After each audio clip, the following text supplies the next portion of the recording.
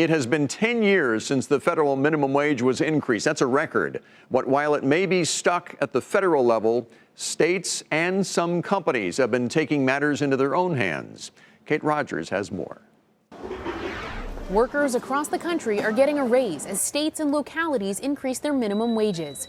The pay increases come as the federal minimum wage remains stagnant at $7.25 an hour for nearly a decade now, a new record, despite cries from politicians and worker advocates for a hike to as much as $15 an hour. New Jersey will raise pay to $10 an hour on July 1st, while in Oregon, workers will be paid $11.25, and in Washington, D.C., the minimum wage will reach $14 an hour. Many of these hikes are incremental steps on a path to a $15 an hour wage. More than half of the states nationwide now have wage floors higher than the federal minimum wage.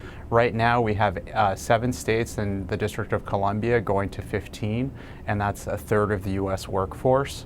But that still leaves 100 million workers in states that haven't set the floor at 15. 56 million of those workers are in states where the federal minimum wage is $7.25. Despite little movement from the federal government, major corporations have been raising pay for workers. Amazon hiked wages to $15 an hour, and Target is on a path to $15 by 2020.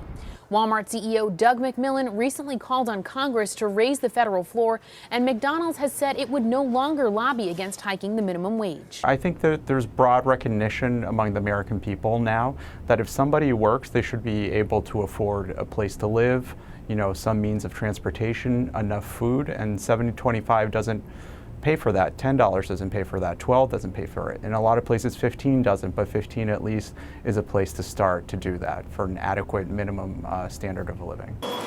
Critics say a blanket $15 an hour wage doesn't make sense in every locality, particularly in places where the cost of living is lower.